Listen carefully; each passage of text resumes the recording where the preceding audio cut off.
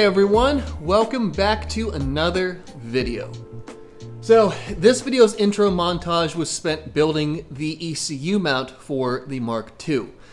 And if you guys remember, or if you saw in the most recent shop update video, the Mark II is going on a Holley HP. So I needed to figure out and come up with a good way to mount the ECU into the car. And as you saw, I went ahead and I'm putting it kind of in the glove box area.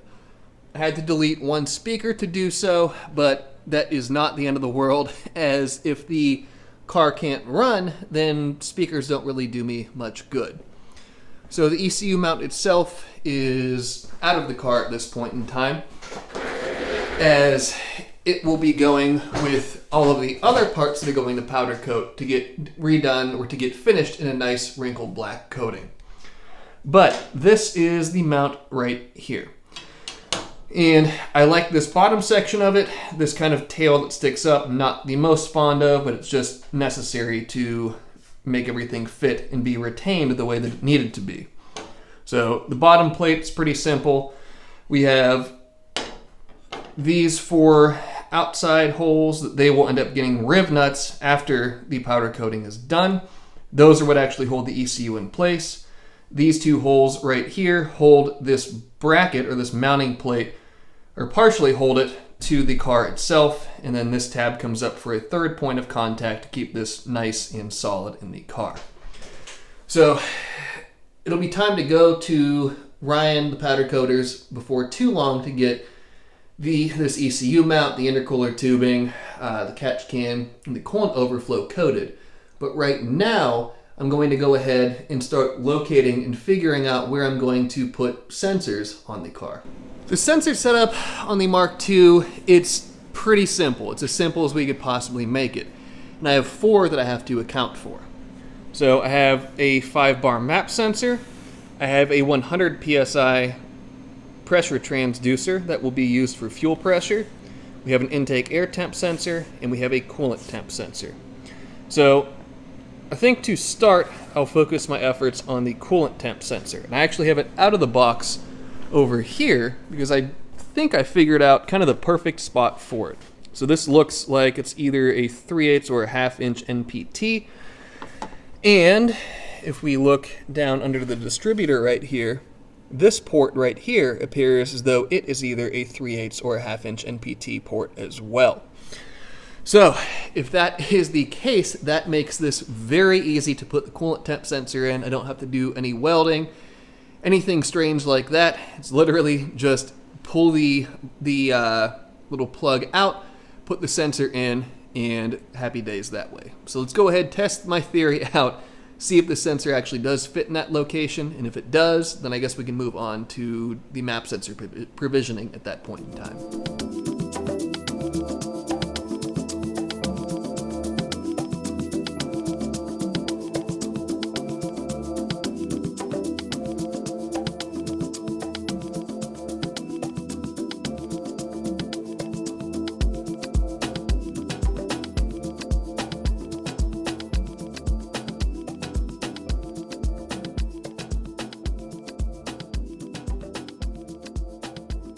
Well, my suspicion was thankfully correct, and the coolant temp sensor went right into the side of this housing. It looks nice and factory where it's at there, and it'll be really easy to run the connector and wires up to it. So the next two sensors that we need to figure out, and I guess the remaining two, since the intake air temperature sensor, I already went ahead and put this bung in the intercooler tube right there. But we need to figure out where the fuel pressure sensor and the map sensor are going to be located. So a fuel pressure sensor, that will end up being on the fuel pressure regulator, and I don't have a regulator at this point in time. But the map sensor, we can figure out at least roughly where it will be located and get some bungs in place on the intake manifold for both of those. Now, the map sensor will need to reference manifold pressure, meaning the pressure that is being pushed through out of the turbo, through the intercooler tubing, and up into the intake manifold. This sensor allows the ECU to see how much pressure is being produced by the turbo system, and therefore reference the fuel map, probably the timing map, and a variety of other maps, and it allows the ECU to create outputs based upon the input being the pressure that the engine's seeing. So hopefully that makes sense, and I didn't butcher the explanation too much. But for what we are concerned about right now, I need an 8th NPT bung somewhere on the intake manifold for the map sensor, and I need a second 8th NPT bung somewhere on here for the line going to the fuel pressure regulator. And the reason that we run a pressure line or like a vacuum line or something along those lines over to the fuel pressure regulator is because typically a fuel pressure regulator is what's called, at least being used on a turbo car, a rising rate fuel pressure regulator. So regulators, more often than not, are a 1-to-1 actual manifold pressure to fuel pressure ratio. For each pound of manifold pressure that the engine sees, the fuel pressure will rise 1 psi as well. So for a simple explanation, let's say that you have your fuel pressure set at 40 psi, and say that you have 20 pounds of manifold pressure that is being seen in the intake manifold. That fuel pressure regulator will reference that 20 psi of manifold pressure and take your 40-pound fuel pressure and raise it rather, up to 60 psi. So that's the simple explanation. That's kind of the easy way that they work. But that's the long-winded explanation saying that, hey, we need 2 8th NPT bungs somewhere in the intake manifold. So these map sensors are pretty simple, and pretty much across the board, they are really all the same thing. It's a little 3-wire sensor, 8th NPT male threads on this side, and all that you do, at least for a simple explanation, would be to thread this into the side of the intake manifold, something like that.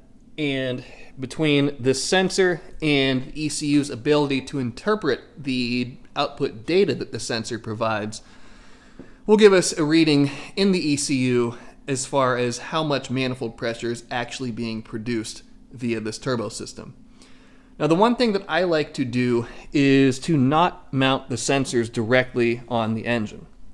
As if you think about the way that an engine is operating, essentially it's a series of controlled explosions. And explosions create vibrations. Vibrations can wreak havoc on electronics. So I like to remote mount sensors like this. So we'll take this, and somewhere, probably around the strut tower here, there's plenty of threaded options here, or even down farther on this rear wheel tub. I suppose I could mount it even down there or something along those lines.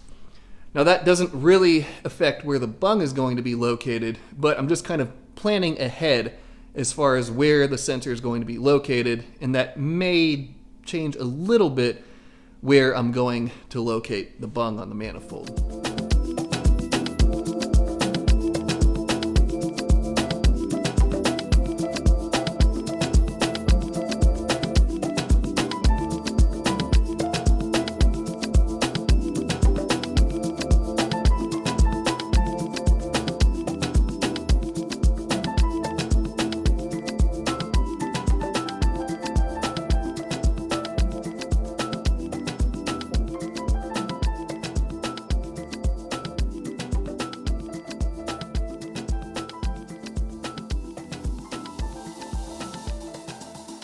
Now I have 2 8th NPT bungs in the Mark II's intake manifold.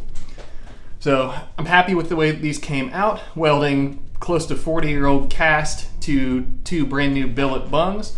It doesn't look terribly out of place, and I think it'll blend in nicely in the rest of the engine bay. And these are also placed in a pretty advantageous location for service and accessibility and all things that way. So I'm not going to put this back on the car right now, as I have the fuel rail, or a 5M fuel rail I should say, that I'm going to go ahead and order a new set of injectors for it and get this rail cleaned up and ready to go in the car. Once the rail is done, then the intake can go back together, and everything can be happy days that way.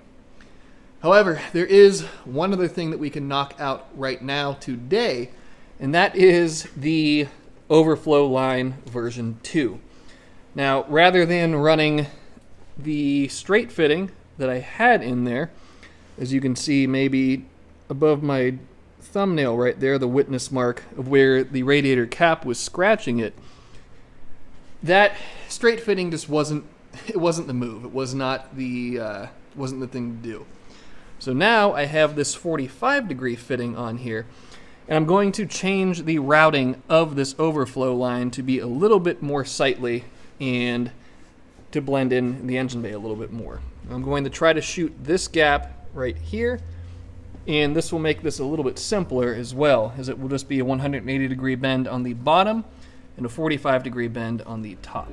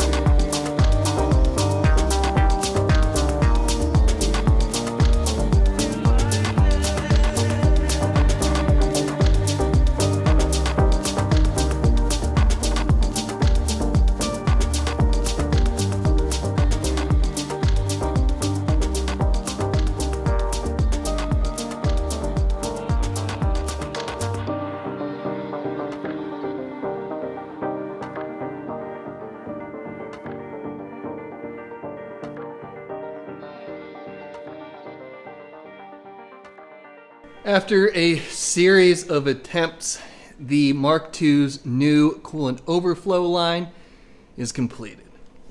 So I opted to switch out the stainless line for some nickel copper line, just because it's so much easier to form and to fit, and it straightens out much more nicely as well. But you can see that we come from the actual fill port, the fill neck right here, have our 45-degree fitting, goes down to a 45-degree bend, comes down towards the bottom, and continues its track down, 180-degree bend, and ties in right to the bottom of the overflow. So this line was fairly tricky to make, just due to my own devices and me making it more difficult than it needed to be. But it's done now. I can rest easy tonight, not having the thoughts of building that line bouncing around my head. And most importantly, now that that is done and the intake manifold, the plenum work is done, I can go ahead and order a set of fuel injectors for it. I can get this rail over here cleaned up and get those old nasty injectors out of there. And once all the fuel rail stuff is squared away, the intake manifold can go back together for good, and it will just be a matter of plumbing everything at that point in time. Next up for the Mark II are some of the fuel system components. So, sitting in front of me here, we have a set of ID 1050X injectors. We have a Weldon, it is a 2040 fuel pressure regulator.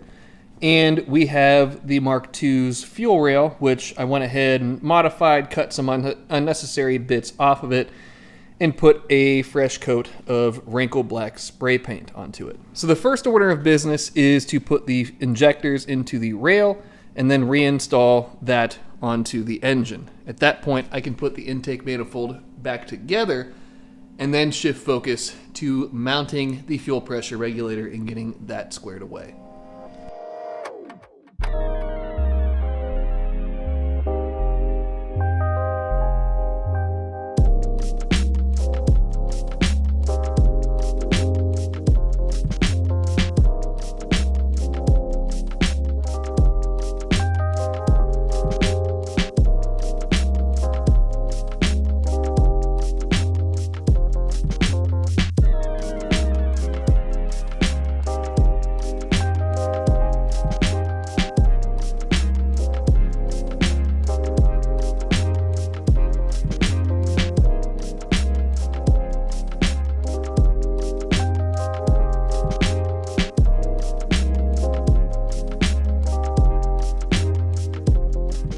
Well, the injectors are installed and the intake is back together. And they're a little bit difficult to see, but you can see those beautiful blue top hats. The Mark II is now injector dynamics powered. Now that the injectors in the rail situation is sorted out, I need to shift focus to mounting the fuel pressure regulator. As once the regulator is in its position, then I'll have a much better idea of what I'll need to order in terms of plumbing materials, and so on and so forth. And I think probably the most advantageous location for it is utilizing these two holes in the chassis right where my two fingers are. And I'll build a simple little 2-post bracket that will hold the regulator perfectly fine in place and in a very easily accessible location for fuel pressure adjustments and so on and so forth.